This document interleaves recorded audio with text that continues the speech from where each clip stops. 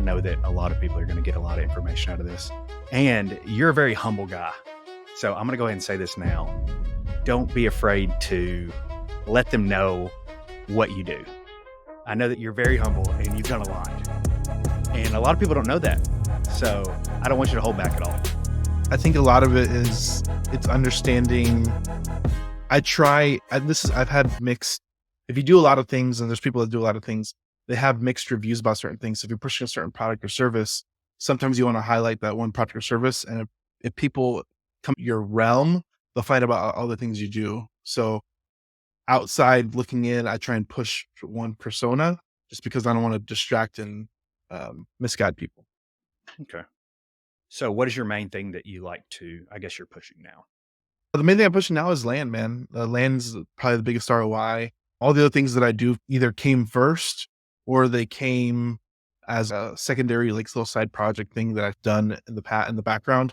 Not necessarily as my main thing, but it's just I've done things behind the scenes that I don't necessarily take credit for, but I operate and I manage. So for those that don't know, can you give us a little brief outline of Everything? I'll probably forget some things, honestly. No, you will. It gets pretty crazy. On the software side, I help manage and run Hive CRM. We're about 3 years old in February. On software side, we do websites, CRM stuff, formations. I'm really the integrator for our whole business. So I integrate a lot of that stuff. So CRM, my first business I initially started right after land was some data. So I've been doing data along with the software. So it was like real estate, data, software. And then after software, I started with podcast, live events. I coordinate a lot of live event stuff. I have a drop shipping company with our apparel, which is the hat and shirts and stuff like that. I do drop shipping. It's not necessarily like out there that we push, but I do run that. We're starting to do video editing for people, media business. We do education. We do podcasting. I don't know if I said that. And then we're filming like a TV show type thing that we're producing too. I think that's all of it. TV thing. What is that? Self-producing our own TV show. It's called Texas Ranch Flippers. Oh, wow. Like I said, I knew about some of these. I didn't know about all of them. Yeah, it's one of those things where we're using it for 3 different things. So the TV aspect, we're hoping to get on TV eventually. It's just sometimes you got to self-produce. So start self-producing your own content. We're using it with land sellers. So it's just, we're creating a bunch of content around that and positioning ourselves as a service provider with people that have large ranches. So talk to me about what's on your shirt. Tell me about your software company. HiveMind's like the brainchild of all this. It's like it was the CRM name, but it's turning into like our education brand and just our branding in general. It's just a HiveMind. So we have all these different Hive terminology names for all of our brands because HiveMind's pretty much our brand. It came about almost an accident and we've been digging with it. Every real estate business has real estate in it and we wanted to separate ourselves into something different. So that's where the HiveMind came about and we've been rolling with it ever since. Yeah, I think that I wish I had the mindset I had now back when I first started, because that's what I look for now. Like what's missing. And I always thought after the fact that real estate, there was so much that real estate was missing, was other industries, I feel like went a little further. And what we talked about this a little bit on another podcast.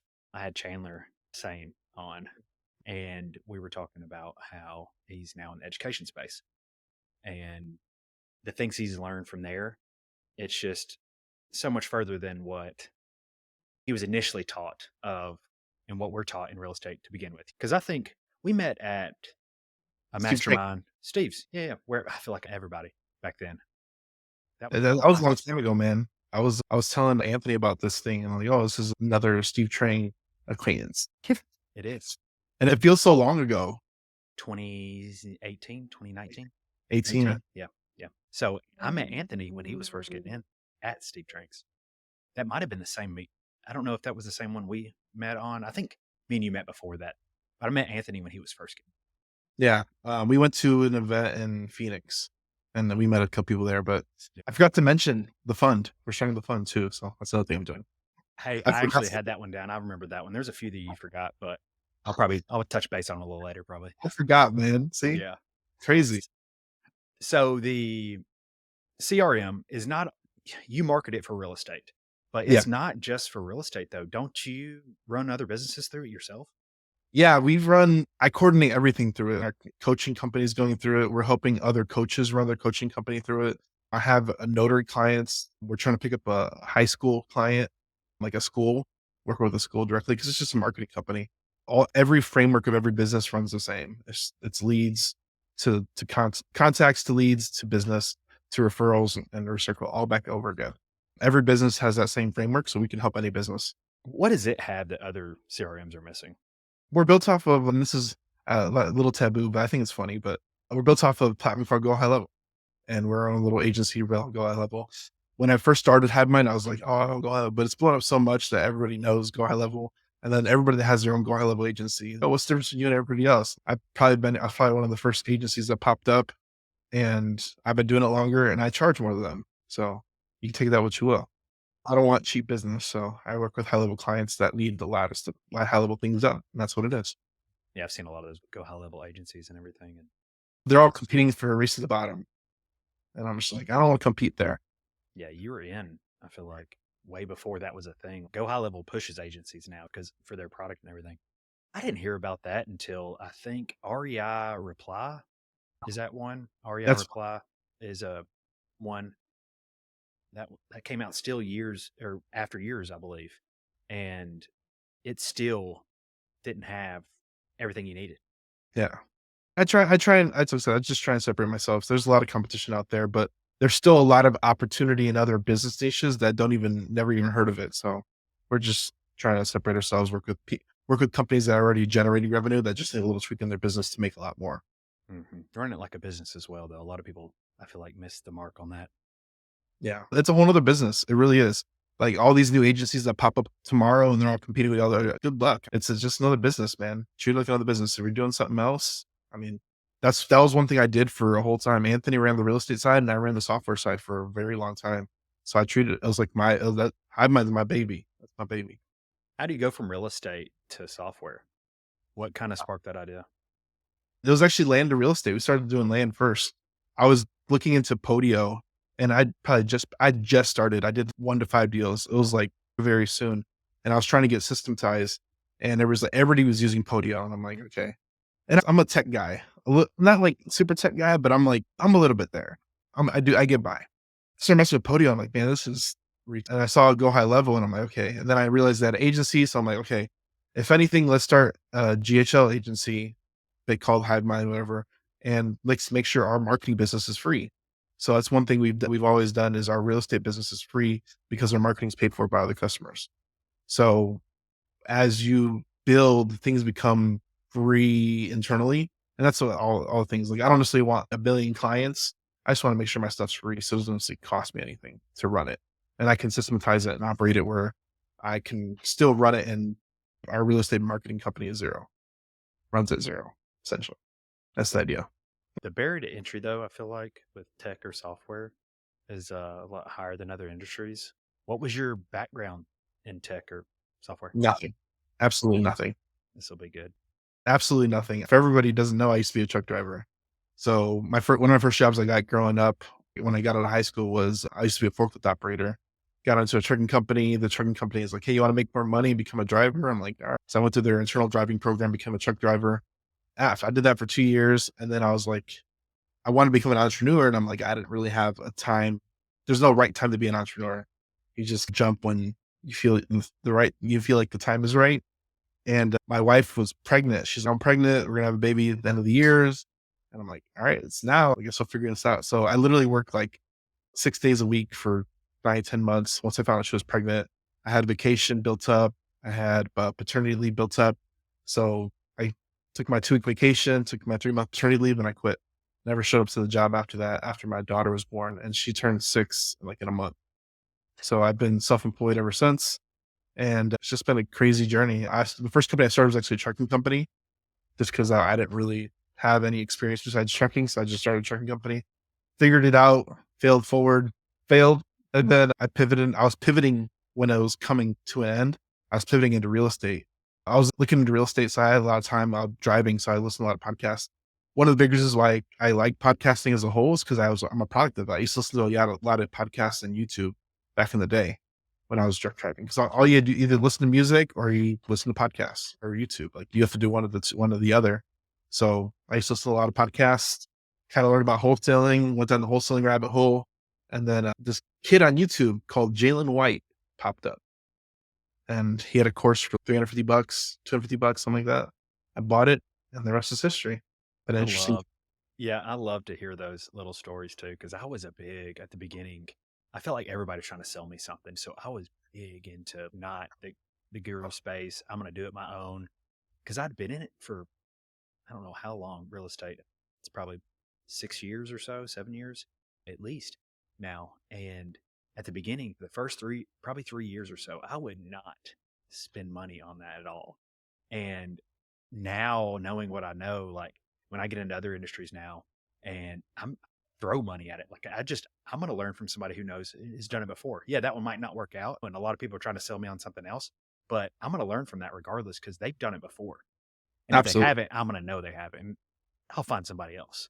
But that, and also too, I feel like if I were given the game, I guess I would say that information for free, I wouldn't apply it the way I would if skin in the game or something. Absolutely. And that's one of the reasons why, like, I charge high prices now because I want you to get the best results from it.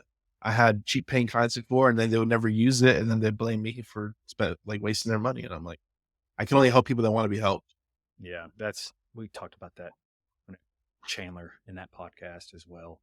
That you got to have different levels for different people, of course, but they have to have skin in the game. But you want to give everything away for free and just work with your high ticket clients, but you got to have something for everybody else too. And then you gain trust through that as well. You're gaining Yeah. trust through that, and you give them everything at the beginning, anyways, and allows the trust, and that gains the trust as well. And then they want to invest further with you. So Yeah. that's something I wish I knew getting into. Yeah. There's so much free game out there. I think literally you can learn everything on YouTube that you want to. That's just, you got to know the right keywords to search, and you might not even know what to even search for, but everything's out there on YouTube. Like I found some crazy game on YouTube that 50 views, 20 views, and like people are just, they don't even know what they're looking for. They think Mr. Beast is making the most money on YouTube. It's wrong. That's a lot of the times too. The flashy stuff is what people want to see, of course, but that's not like the game is what you're calling. That's not the stuff that's going to make you money. Yeah. And this is where like kids nowadays, they all want to become YouTubers. And I'm like, man, it's a hard road to become a YouTuber. Like I'm on YouTube and like technically I'm a YouTuber, but I'd rather build a small niche audience that is dangerous. And that's my thing. I don't really want 10 million subscribers. I might get there, but who knows? It's not necessarily the goal. And I think too, whenever you have a product or a service for a specific person, I don't think you're going to get that couple million followers with that because that industry is not that large. And Yeah. in order to do that, you would have to change your model to attract everybody. Correct. And that's how Mr. Beast and your larger content creators have been able to do so. It's entertainment's for everybody. If you're in the business space, and even with podcasting, there's only a certain amount of people that care about business. You can talk to, if I were to have a conversation with my friends from high school, like it wouldn't even last long. And I wouldn't even go to the conversation because they're not doing the things I want to, they're not saying the things I want to talk about. They're not doing the things I want to do. So it would just be a flat conversation. So there's no point in even going to that place to have a no meaning conversation. I feel like a lot of people don't understand that too. So for those listening, if you have something you can sell already, you might have a following, you might not. It would help if you did. But if you don't, create one maybe. But grow by giving away the information, give away value, bring value. You're paid in proportion to the value that you bring to the marketplace. That's why I bring him up too much, but Alex Ramosi, that is why he has blown up the way he has because of the value that he brings to the marketplace. Yep, absolutely. Yeah, I think it's just overlooked nowadays with everything going on and all the hype and like we were saying before. So one of the things I'm working on a book too. So I talked to Anthony about it too. We're already almost done with the book. He's, we need to release it now because I don't think we've blown up yet. Like when I laugh about this too, I've only had 1,800 clients in Hive Mind, And I'm like, man, I barely scratched the surface of producing or even making even a dent. But it's really funny too, because there's so much customers out there and so many people that I haven't touched yet that Anthony's like, we need to release the book now. Not you release it. And his idea is like, release it now. It's essentially the playbook of how we're creating the content to blow up, but we're going to release it before we even blow up because we have a foresight and vision and we know it's going to work. It's just time and consistency. So I was at an event probably about a year and a half ago.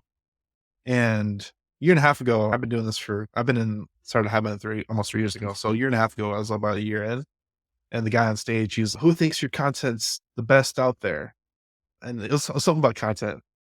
And he's like posting and he has all these followers and stuff like that. And then he's making everybody sit down. If you have this, and he's trying to like shame people to sit down, like and show he's better than everybody else.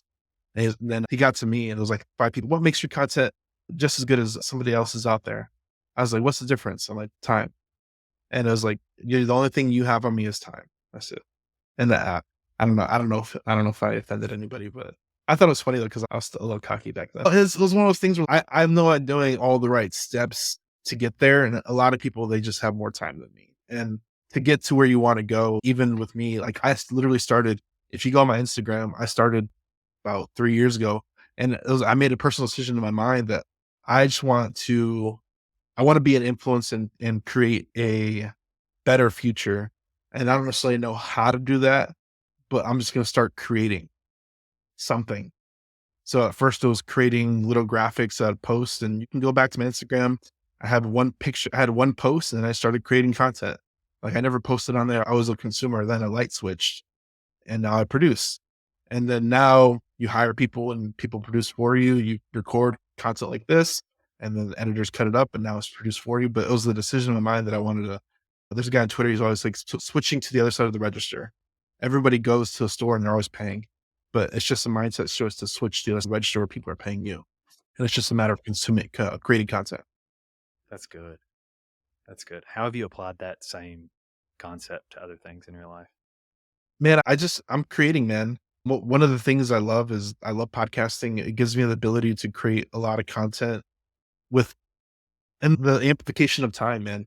Me and you can have this conversation once, and whether we're an hour and a half or however long we're here, everybody that listens to it is there forever. There's whether it's one person or 10,000 people, they can listen to this 1 hour of time over and over again. And you don't get that amplification and replication anywhere else. So that's why I record a lot of stuff on video, because I'm like, I told Anthony, I'm like, you need to get a videographer going with you, no matter what, if they even record anything, just to have the opportunity to catch something that is never going to happen again, or it might not happen for a while and you kind of have to set it up type thing. If you catch stuff organically, it's priceless because you're never going to catch that moment again. I've been seeing a lot of people that have the following or the loyal following. They've been doing a lot of that organic kind of day in the life kind of stuff. Mhm. And they restrict by the book content, whatever's popular, what's trending at that time. You can tell the same videos come out about that same stuff just to get the Yeah. views and everything. But they've been, I can see them growing exponentially doing that stuff and engaging more with their audience, because that's the stuff they want to see, that organic stuff, the stuff that out there in real life, a day in the life kind of thing. They don't want to see the same stuff over and over again. They want to relate sometimes and know about that, like a real life kind of stuff. And that goes far. And I think that YouTube, even speaking about that, is rewarding that more so now with new algorithms and everything. Yeah. No, there's a lot of opportunity for it. I tell anybody that wants to make a difference or just make a change and just start creating. It doesn't really matter what it is or how it is, or if it's terrible the first 10 times you do it, who cares? No one's going to go back and listen to it. And if they do, they're a really loyal fan. These are the beginner stuff. You just got to get it out there, and you let that muscle, that workout, like repetition, build that muscle, and you just get it out there. Like I love hopping on people's first podcasts. It's one of those things I love hopping early on because I'm like, I'd rather them practice with me. Like I feel like I'm a good host and I'm not going to be terribly scrutinized, and I'll just help them out to become better. But it's not, for me, it's not really about the views. It's just, I'd rather give the value to that one person. And usually what I love about podcasting as far as the host side is I get all the knowledge firsthand. Like I have a guy I'm booking with now. He charges $1,000 an hour, and he's going to have free podcast. So you can get a lot of value in exchange for that time that people normally charge for. Yeah, that's I haven't told my story, but that has a lot to do with why I actually got into this. I knew it was a stepping stone into what I'm creating and it's going to help down the road. But also, I've got to pay to talk to the same people I'm going to be interviewing that are going to be promoted on my platform. That's, yes, you can put a price tag on that, but that's probably a price tag I don't want to pay to have the knowledge and also to create a friendship with somebody as intimate. I say that as podcasting can be. Have you noticed that you've done what, over 400 episodes? Yeah. What have you learned in that amount of time? So much. I can't even put into I've learned a lot from different guests. And I try and take one thing away personally, no matter like if even if like they're new. I've interviewed a lot of like new people where they're like, "Oh, I've never done a podcast before, and I have something to say." I'm like, "All right, hop on. Let's see what you got. I'll squeeze them for something." So everybody has something knowledgeable to share with you, no matter what stage of life they are. So I'm always trying to squeeze that one little nugget or 10 nuggets, whatever it looks like. But I'm trying to squeeze something out of them that I don't know. I'm one of my personality type is I know a lot. I know a little bit about a lot of things. Yeah. So I can talk to a random stranger about a lot of the randomest things. I remember I had a random story. Some guys like, oh, I was talking about drag racing. And he asked me something about drag racing, and I knew about it. I've never watched a drag race in my life, but this is something like the randomest things, something about that somebody's pet. I had another guest. He's actually into racing. He owns a garage at a racetrack that he essentially leases that he'll go out there and go on the track whenever he wants. And I'm like, I didn't even know that was a thing, but that's amazing. Somebody does something somewhere, you know? Somebody does something somewhere that's amazing, and you can learn about that special thing or a certain strategy that you can use in different facets. Like, I think what's cool about business as a whole is that you can take something that might be super saturated in real estate and take it to a whole nother business niche or category, and you'll be a rock star over there, but just by using your same strategies you took and learned in real estate. Or you can same thing over there, take it from over there and put it in the real estate, and you're, oh, where did you get that from? Like, oh, it's just an industry street in plumbing. You're like, what? It That's doesn't make that, sense. no, that is funny how I landed on this as I've got like a 10-year plan on what I'm going to be working on for the next 5 to 10 years or so.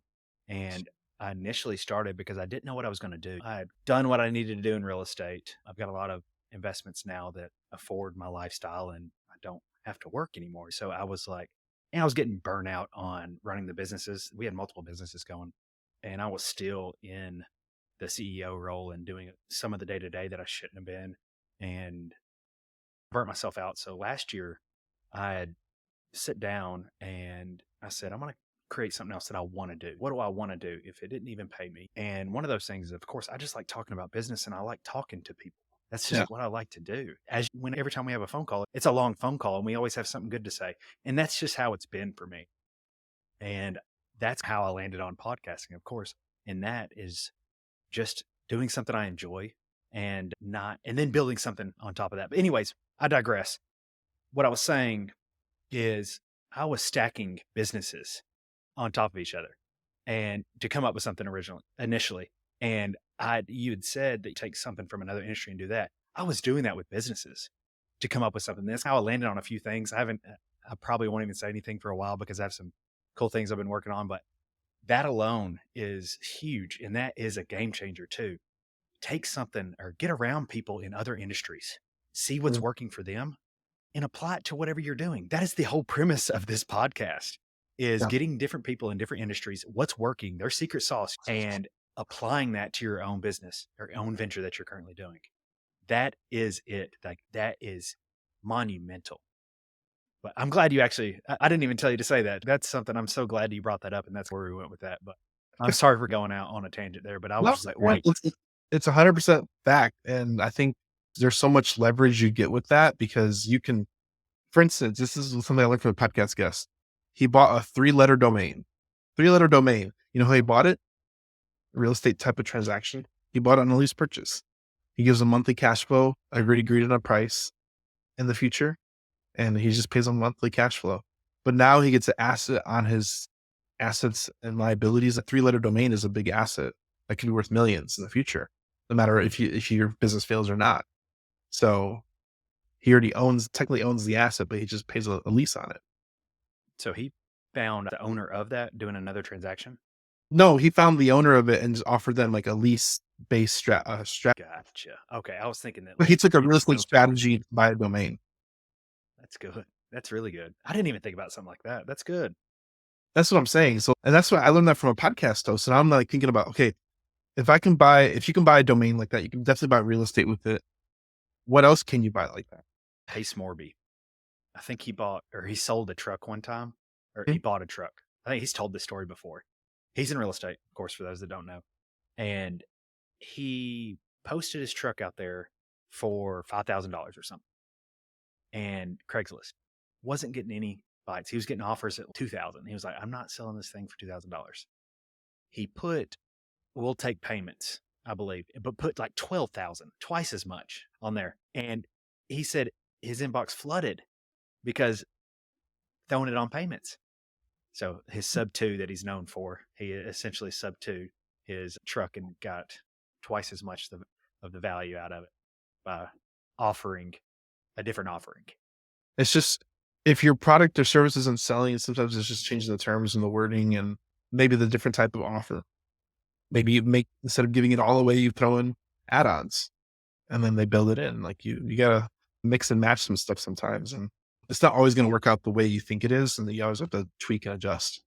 Back to my podcast question on the things that you've learned so far as a podcast host and getting your brand, growing your brand, getting it out there for content as well. Mhm. From when you started till now, of course, what do you think is the biggest impact you do now Podcasting. for podcasting to grow that? To grow it, it's just being consistent with it, I think is the biggest thing. Most podcasts don't make it past 100 episodes and most fail after 5. So if you're doing better than that, you got something going for you. My whole thing was like, I've talked to the 1% podcasters and I'm not going to call them out, but sometimes they'll replay old episodes because 200 episodes is a lot and you can recycle old content. You determine the rules. You can do whatever you want. It's your business. I've never done it. I could do it. I might do it in the future, but I don't know. I haven't done it. My whole thing is I still got more conversations to have and I'm still doing it. So I'm just going to keep running with it.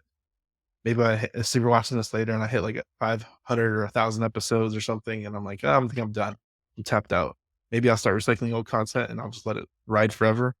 But just you can technically rename the episode and release it again. Who says you can't do that? I don't know. What's your schedule for releasing episodes? Right now it's Monday, Wednesday, Friday. I found a good rhythm with it. And a lot of that is I try and turn every episode into 2. So really I only need to do two interviews a week, give or take, 4 a month, which is really easy. How are you So turning one episode into 2? I segment it. So I do an interview type discovery type podcast with them, and then I'll stop it between 30 to 45 minutes. And then I'll do another 5 to 15-minute episode on the back end covering cool stories. And that's how I get 2 episodes for guests. That's pretty good. So I get 2 episodes out of every guest within an hour. Yeah, that's good.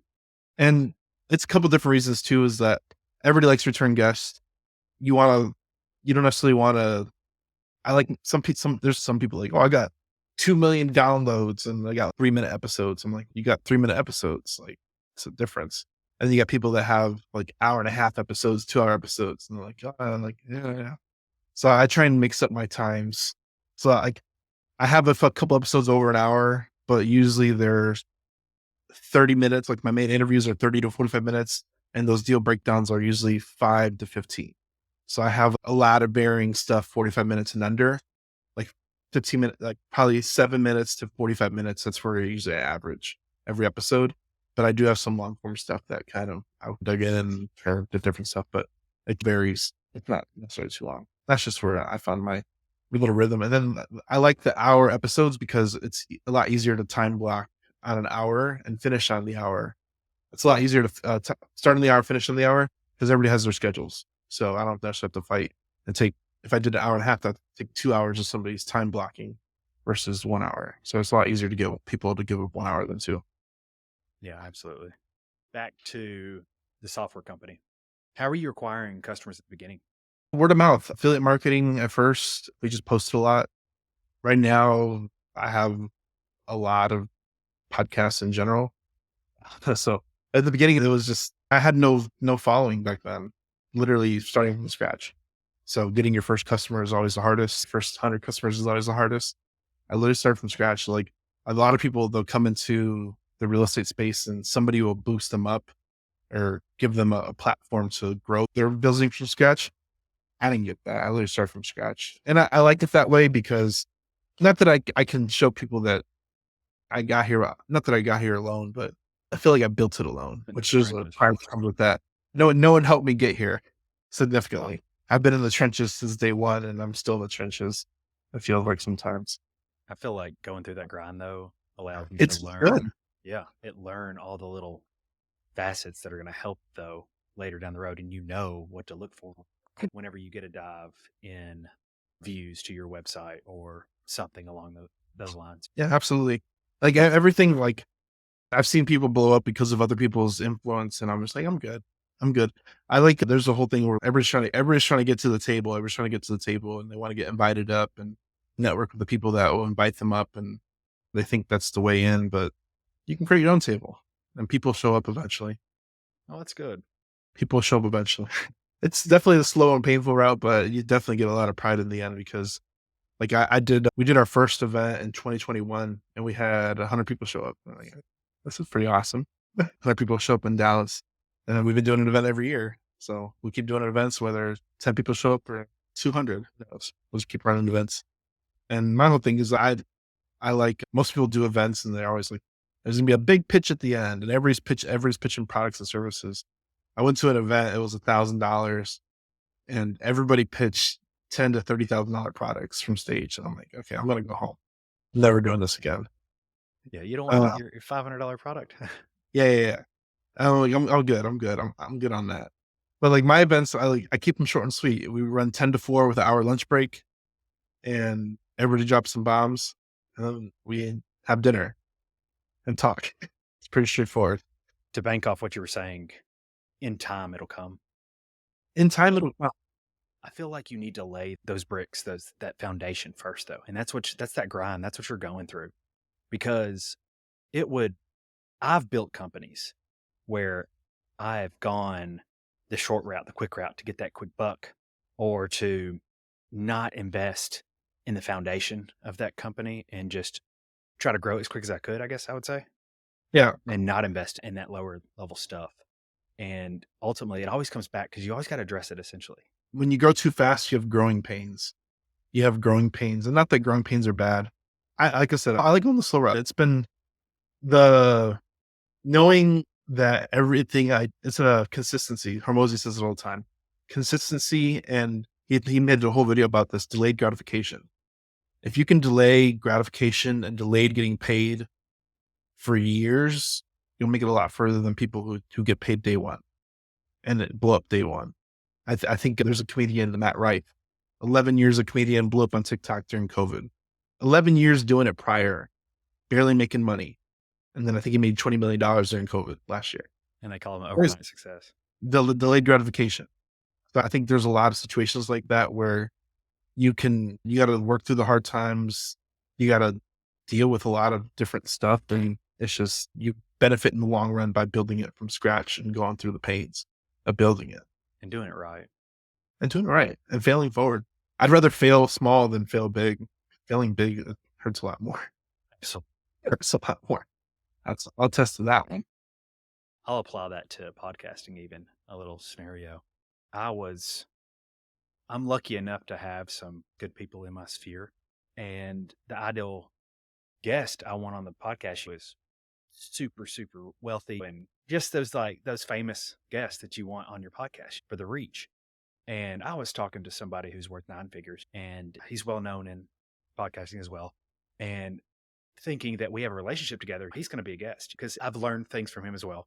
Yeah. And he was like, "You aren't ready for that caliber of guest yet. Yeah. You've got to learn that first. He was like, you go through it, you get your bumps and bruises. And then once you prove yourself, that's when I'll come be a guest. So, Yeah. and I'm not ready for guests like that. I'm stumbling over my words. I can't articulate perfectly. Like I'm going to jumble back and forth, even with these edits that we're doing. I've still got to go through it and build my foundation up first before I can attract who I'm looking for at the end. 100%. I think that's very wise advice by your little mentor there. Very wise advice because, man, if you go back to episode 1 to probably 50, they're terrible. It's all right. I'm okay. I'm okay with it. They're still there, but they're probably terrible. But I think I've gotten significantly better now that I'm ready for those high caliber people. I've had high caliber people on even now, but those high caliber people, they're not guaranteed to blow up your podcast even then. And I think a lot of people, they'll bait like I hate those like drama podcasts or the relationship podcasts where they're always like baiting people to be outraged and get a reaction. Man, this is just for me to learn. I don't really care who listens. I even thought about that too. When I was coming up with what I was going to talk about and everything like that, I was like, I could go the cheap route or get the view route and be the controversial type because that's what gets views. It's what gets eyeballs. It's the same with news. If it bleeds, it leads. Yeah. And people aren't talking about the good stuff or how somebody that kind of stuff. And that's not true to myself, and that's not how I want to be. So I'm going to take the value route and do what I enjoy doing, and then, like you said, grow who enjoys this as well and loves talking about this kind of realm, and that's how we're going to grow. Yeah. 100%. It's the way to do it. What are your or what's your top way technique? I guess I would say you might not have a technique or so, but what's your top two ways to acquire new clients? I haven't ran ads. That's the other thing too. I'm planning to run ads next year. Never. So I feel like I don't want to waste my money early on because I didn't have a foundation. So I've been waiting to run ads for a while. Maybe I'll start running ads. I'm planning to run ads next year. We've been running ads for our coaching, and that's already been yielding a lot of fruit already. But I think ads is the way to do it. If you have the spend for it, you can literally do amazing things with ad revenue. And you can, if you're stuck in real estate, run ads. You'll get business. If you're stuck in plumbing, get ads. Hormozy, I always laugh about this because I don't read a lot of books. I read Hormozy's first book. And when I read the book, I was like, I knew exactly what he did. And everyone was like, no, he never said what he did. I'm like, no, he did say what he did. You said 3 between lines. And what he did was Hormozy was good at ads and creating leads. So he'd help gyms that couldn't produce leads and bad at ads. He would have them prepay for their ads and then he would bring in leads. And that's his whole strategy. That's literally what he does now. It's not that he does it with his personal brand now, but that's what he did with the business side of it. It was always built through ads. So people that already had a foundation in the marketplace, whether they have a physical location, you just boost them up through ads and now you're hitting the right people. And that's it. Very easy way to grow your business is ads. For coaching, where are you sending? Are you sending them to a landing page through the ad? Yeah. With coaching, you always want to target you always want the right people. You'll get a lot of people that come in through the ad that necessarily don't fit your product, service, or price point. So it's always targeting the right people. We've had our ads up and then we had our ads was opt-in just because information. And then we had a VSL and then it was to a call after that. So we've had people that that's so funny. People would come in, watch the opt-in, get to the VSL, and then go straight to the calendar and book. And I'm like, okay, you're not the right person anyway because you didn't watch the VSL. Because the VSL separates everybody else in. If you finish the VSL, you finish the VSL and you're ready to schedule a call. And then the other thing too is the VSL separates everybody else. Like it might not be the right fit for you. So the VSL kind of separates everybody's down the right path and then let it trickle out. That's where you get the right leads that come through the right VSL. Do you have an offering for those others or for the other clients? Yeah, we of course push them to CRM, and that's what the whole opt-in is for, is that we'll offer them our dollar course, we'll offer them the free land investing checklist. Like we have cheap services and free services that still provide value that we can still give to that person. And the other thing, people might not be ready to buy now, but they will in the future. So like a lot of people get introduced to our brand just through the ads themselves. So once they get interested in the ad, then they'll come back around and circle back through the ad again. And then we get a lot of those people as well. Because Have you then thought now of that who you are, because there's type of discovery happening when they opted in. just thinking on this a little bit through that VSL? Have you thought about having a dual VSL to where one is, hey, if you're making X amount in real estate, do this, or if it's whatever it's about land, if you've done X amount of deals, do this. If you've done X amount, do this, or click here, and then having a split VSL.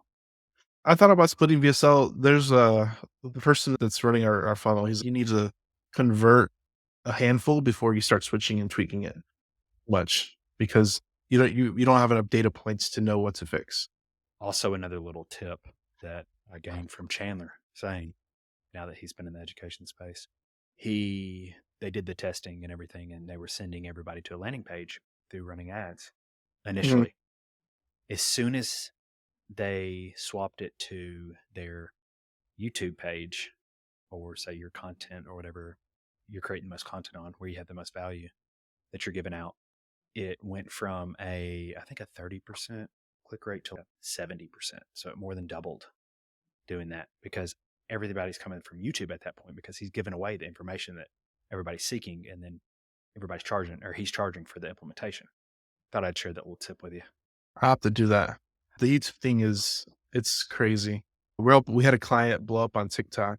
He had about 30,000 followers on TikTok, and he had one video last time I checked, it was like 6 million views in 3 weeks, and 3 million of that was like in 48 hours. It was crazy. So we both built his landing page and build an opt-in. From those analytics, we had last time I checked, it's still been going. So I haven't, after it goes crazy, like the first day, you're like, okay, I'm not gonna check this for a while. You check it like every other day, but it's still going crazy.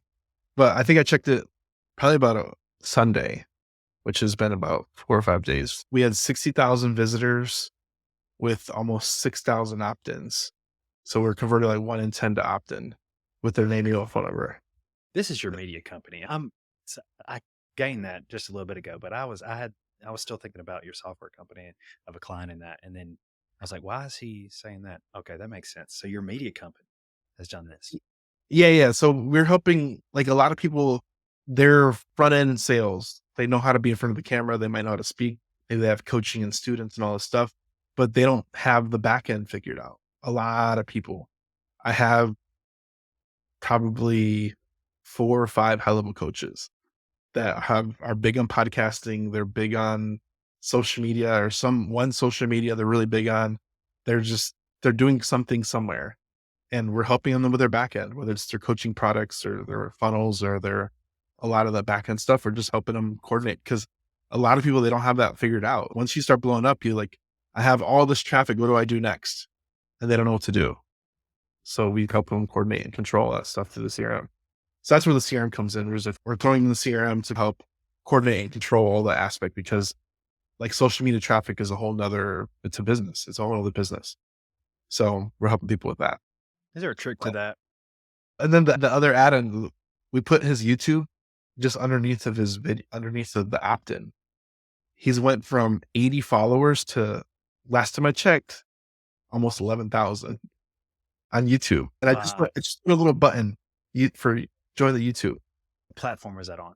This is a TikTok. So the TikTok would lead to a Oh, I see. website, and then the website would lead to an opt-in. And then underneath the opt-in was a little YouTube button that shook or whatever. So from that little button, he's gotten almost 11,000 subscribers underneath of the opt. What So do you learn? people wouldn't even fill in the opt-in. They'll just go straight to the YouTube. That's what that tells you. Because we have more YouTube subscribers than we have the opt-in. I've heard that before. Is TikTok's really good for grabbing the attention or grabbing that, and then it's just a funnel to something else. And you got to direct it.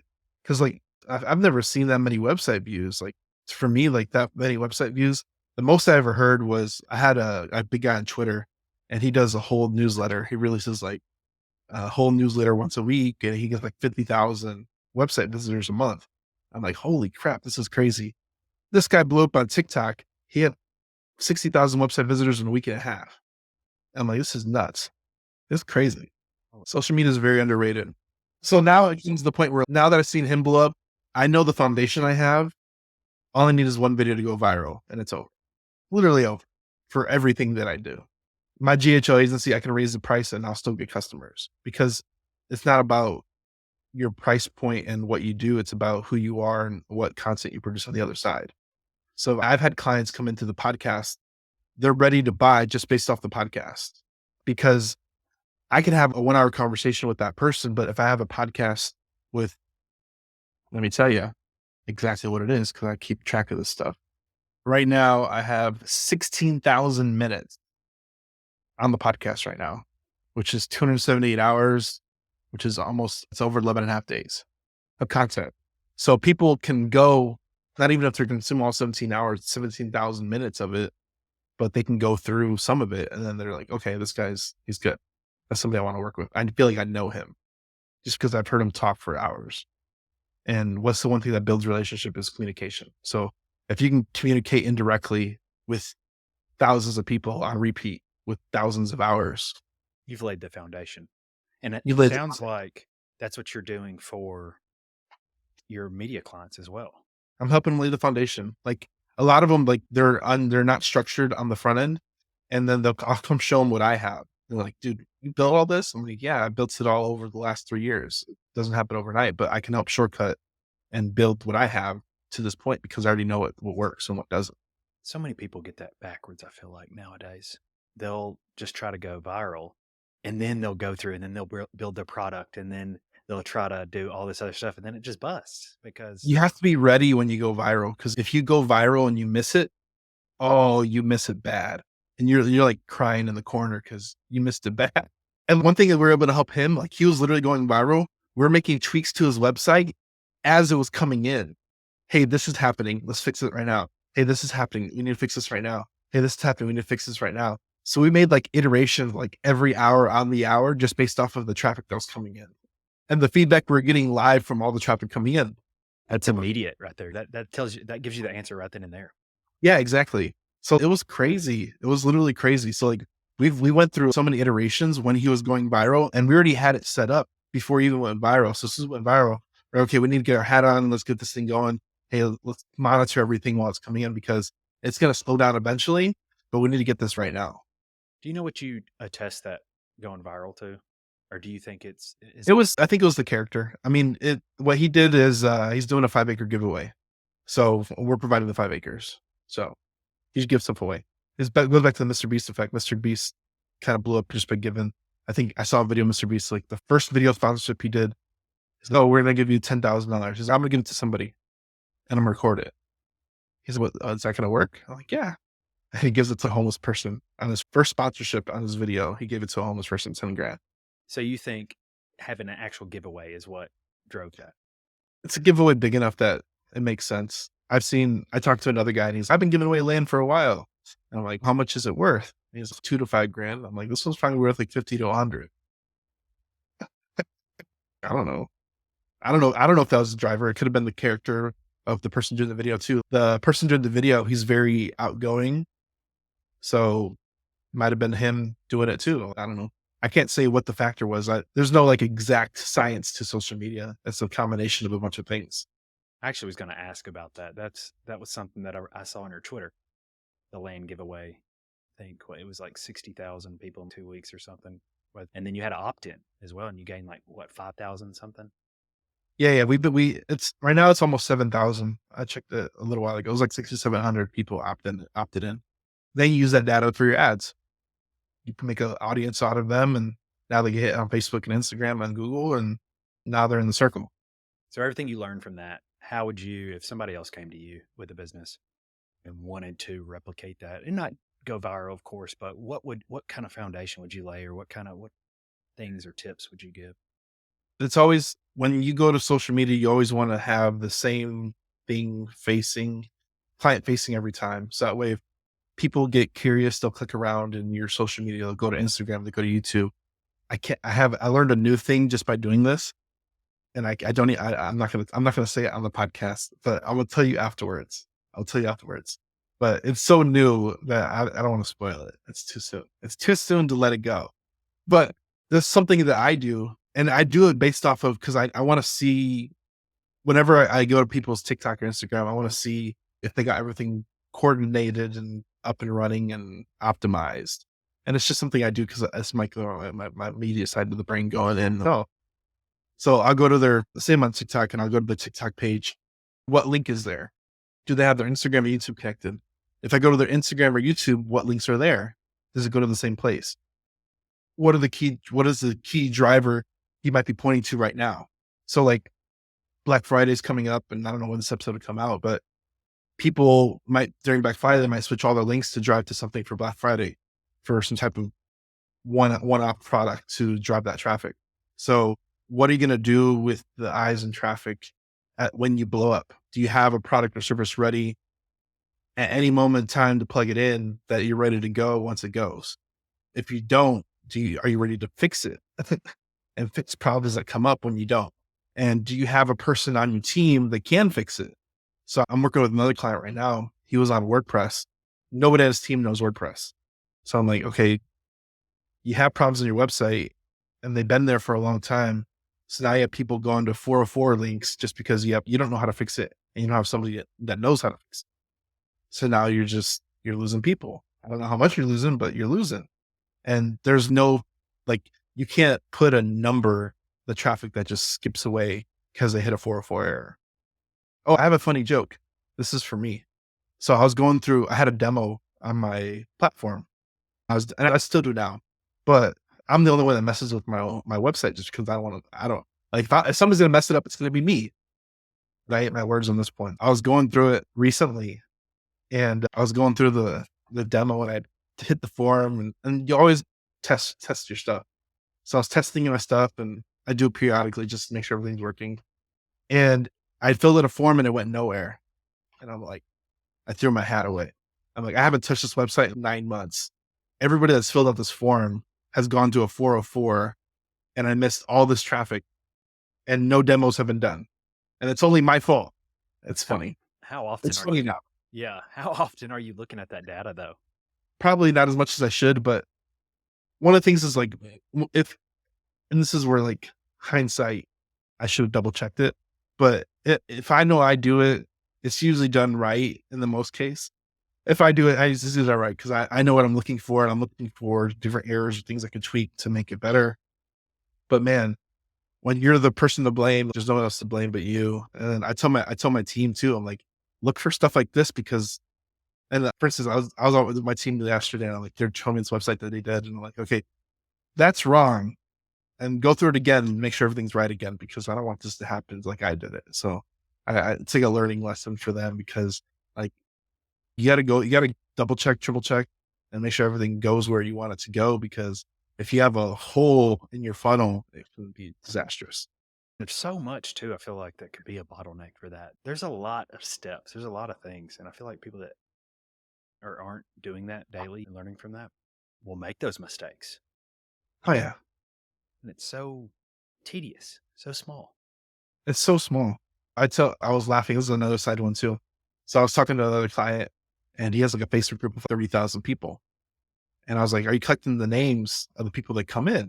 He's like, yeah, I have Facebook. And I asked them the questions for their name, their phone number and email. And I was like, Facebook doesn't collect that. He doesn't collect it. I'm like, you have to manually collect it or have a plugin collect it for you. And he's, oh man, I missed out on all these people that came in. And then I'm like, and then I tasked another guy, and he's, oh, we manually take it. I'm like, you want to automate that? I can help you automate that process where you can collect that information.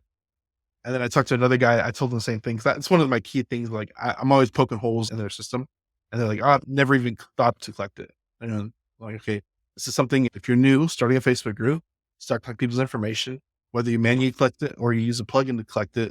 Start collecting those names, numbers, and emails. Because I always think of like a toll bridge. If people come in and give me their name and their number and email, I'm gonna let them in. But if they don't, I'm still gonna let them in because I want them to come into my group. But the versus side of it is that I've been collecting people's names and emails on automatically without having to pull that in a different way through product services. I'm just collecting data. Digital gold. And your list is your list, man. Your list is very important to the day you die. And you can give that to your kids, your list. Because a lot of people don't change their number. A lot of people don't change their email. And if they do, you start collecting multiple emails. So I have people that they'll give me one email and I'll collect it again when they buy a product or service. And I got another email for them. So I'm just collecting emails. Giving it to yours. That's so smart. I did not think about that. People pay you a lot of money for that list too. Yeah. Even just be featured on it, not just even giving it away, but you sending something out for them. You can use that for targeting. Once you get ads up, you can use that as your audience. So people that have touched you in some way, they're already getting interested in your product services just because you already have their name, number, and email. And Zuckerberg will take that and serve them your ads. That's good. That's something I'm just now even getting into and learning now that I've dabbled in the software space now and other online industries. I wish I would have collected more emails. I wish I would have grabbed more information from all the companies and things that I've done over the years. Granted, I have a few lists right now of a few, probably 7,500 or so, but it'd be 30,000 if I really did it right and actually aggregated that information.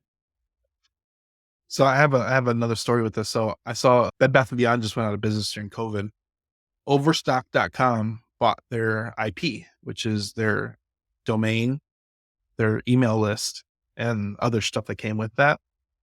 And they were emailing Bed Bath & Beyond's customers using Bed Bath & Beyond's domain with Overstock's products. Is that legal? It's legal. You own the IP. Bed Bath & Beyond's out of business, so they sold it for parts essentially. So another business buys their parts, which could be their email list, their domain, and all that stuff. They can use that for whatever they want. Actually, that's funny you bring this up. I don't know if I should probably tell this, but nobody's going to be listening to this one anyways. This is the early days, so I'll go ahead and give out some game. If anybody wants to do anything, is go find old business owners and they collect that information. Go buy that information from them.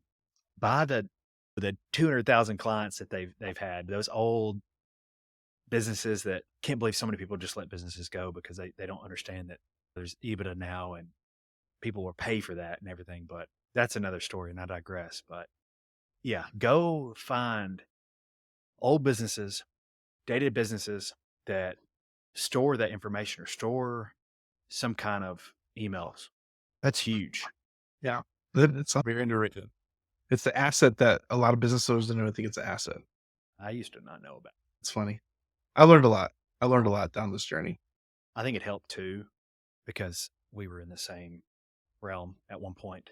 And you being in another realm, of course, in another industry, bringing those tactics over to what you've done. And I think that's attested to your success as well over the years. It's been a lot of information. I've learned a lot from mentors. I learned a lot from different business. I just pay attention. I try and pay attention to everything. People say, and this is so funny. I went to think of like every guru has like their intro webinar.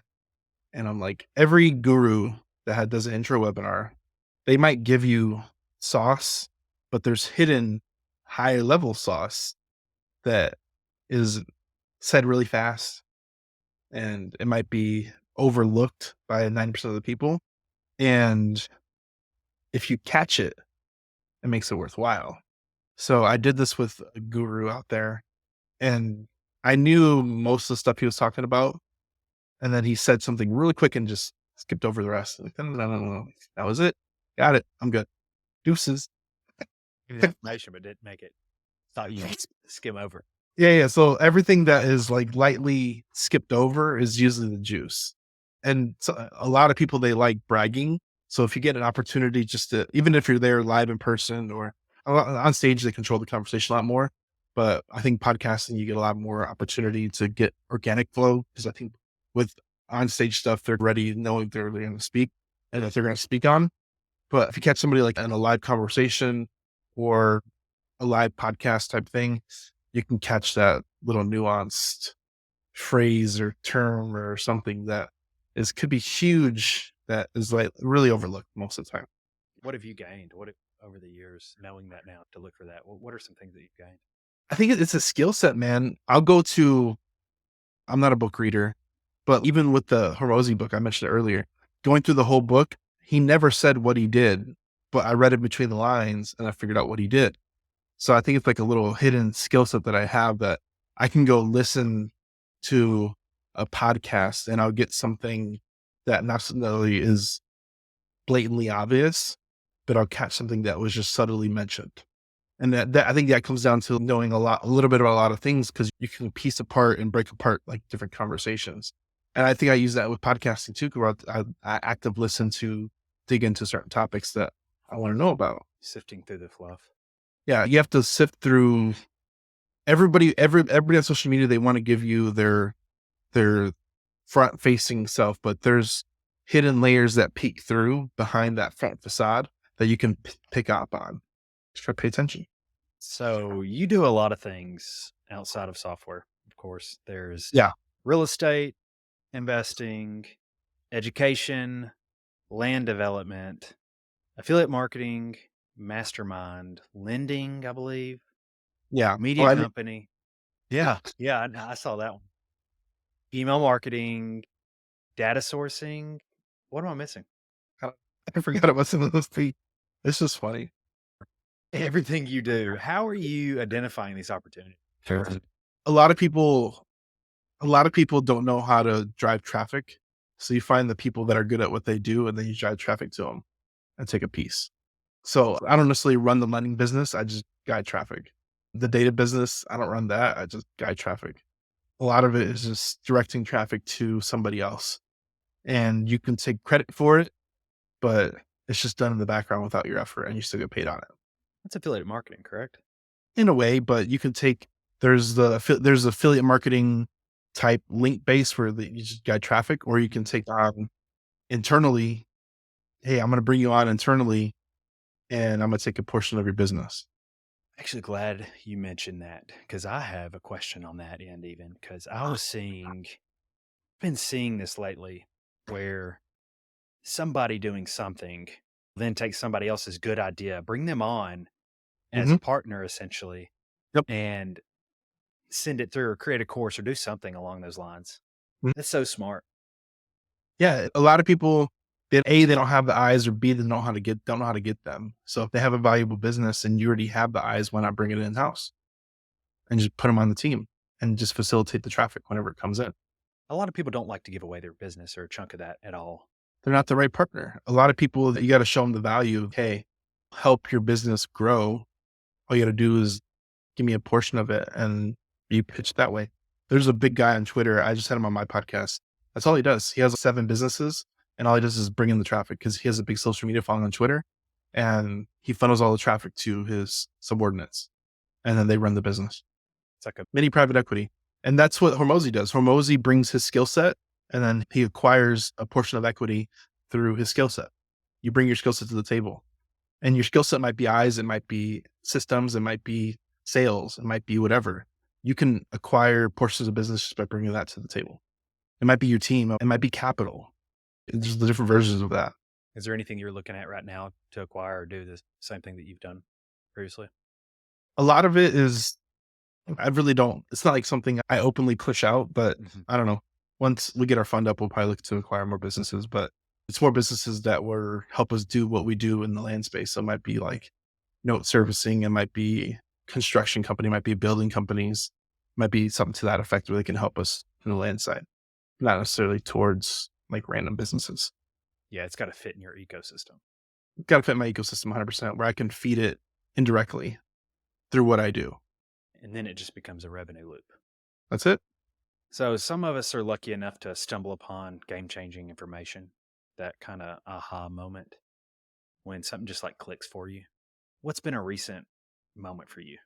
Podcasting is probably the biggest one that I've had a foresight with that I'm very introverted. I hate, like before this, I hated being in front of crowds. I hated speaking in front of class when I was in high school. It wasn't really a muscle that I had. I built it out of necessity and foresight. And it's proven to be probably one of the best things I've ever done to this point, because it's yielded in everything that I've done as a whole has circled back to podcasting in some way. That's good to know, especially in my situation. Yeah, 100%. There's so many opportunities that have been presented to me that I've taken or not taken because of podcasting. I think it also goes to show too because I study other people and I'm not creating anything new. Yeah, of course not. Essentially, I copy a lot of people who are just successful, who I've learned from. And I've noticed a lot of these founders, a lot of these people who've exited companies have podcasts. A lot of these high net worth individuals have podcasts. And it's talking with other people who have podcasts now, it makes sense. It makes sense. Yeah, I did it the same reason. I noticed that people that were successful create content, people that are successful have podcasts, people that are successful have service businesses, people that are successful are in real estate, people that are successful have funds, people that are successful have investments, people that are successful have a book, people that are successful have a podcast. So all those things, that's all I'm doing. Everything I named, the path has already been laid. You just follow that. You follow the footsteps and create it in your own niche, and then you just follow it. Like you just do it. That is game changing information. Like, I hope anybody listening is writing that down. That is so good. I wish I had these conversations 5 years ago. It's simple too. It's very simple, and it's coming down to paying attention to what people are doing. And you can see that visually on their social media. Most people that are successful, they're very plain spoken. They try not to trick you with their words. Yes, they're sales oriented because most people that are successful are salespeople. Yeah. So are you, what are you going to do about it? What are you going to do about it? All right, it's time for our confession segment. Okay. For this, we want to know the trade's secret sauce, as you were mentioning before, that higher level stuff that they tell, that they skim over. We want to know something that you haven't told public. So, Daniel, what's your confession? Sell everything on terms. You mentioned, you alluded to it earlier, but sell everything on terms. You get a lot more value on the end, and you create value in different ways where it can translate to cash. So if you don't need to get cash, sell everything on terms. Give us an example.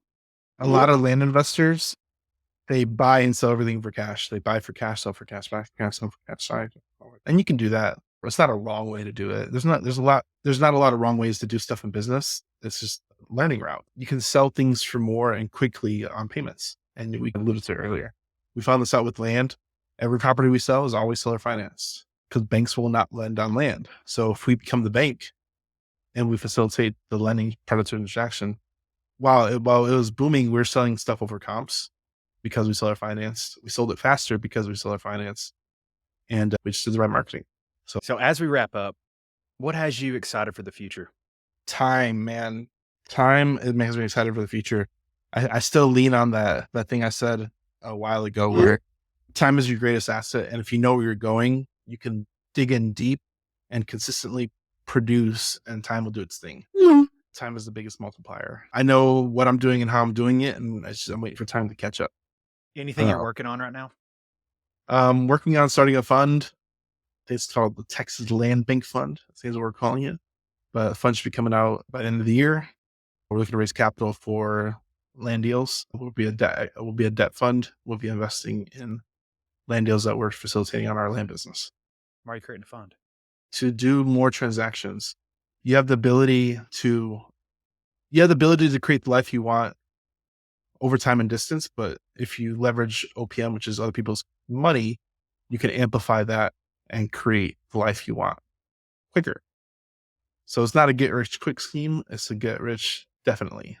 You'll get there eventually over time. We're starting a fund. There's a lot of opportunity as the boomers are transitioning these businesses and all these assets to the next generation. Just like everybody's, there's a huge transition of businesses. There's a huge transition of land. Most people that own land are elderly and they own it free and clear. So these are transferred down to their family members or they sell it. So we're trying to position ourselves to acquire as much land as possible and seller finance it back to our people. There's a lot of, I think I saw in Arkansas. Arkansas is the first state to legally take back land almost through like eminent domain from a Chinese corporation because there's foreign entities coming in to steal our resources.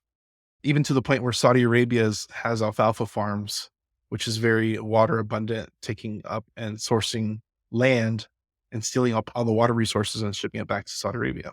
So me in my little land business has a bigger opportunity to transition all that land and sell it back to our people. That's good. I didn't know it went that deep. Oh yeah, it's deep. It's deep. It's very purposeful because there's so much land out here and there's a lot of people just buying it for the wrong reasons. If we can buy it and seller finance it. And the thing of what we do in especially land spaces, we buy unobtainable land, whether it's too big and too expensive to buy. We break it down into smaller pieces to people that want it, can afford it. And then we seller finance. So, You'll track it up. If people want to get into that, where would they go to? Don't you have an easier way to look into that? yeah, you can text land to 210-972-1842, or you can go to milliondollarlandmastermind.com. I didn't even, shameless plug, but I wasn't even going for that. Just people that are interested and want to get into that. So before we go, talk to me about your book real quick. When is that coming? It's probably gonna come out next year. It's definitely Okay. gonna finish. Okay, so nothing new. Do you have a name for it yet, or do you know what you're going to be doing? We already finished probably like 75% of it. We just gotta get an editor to edit it. I don't know what the name's gonna be yet. Essentially, I don't know what the name's gonna be yet. Fine. I'll just have you. That'll give me another excuse to have you on the podcast. Yeah, I'll definitely do that again. We didn't even cover like anything else. It was like mostly software. So I would love to come back on again because the land stuff is where it's fun. We didn't even jump into that. The time passed for a while. I know. And we didn't even jump into that. We can get another one scheduled. Let's do it. I'm down. Okay. Let's do it.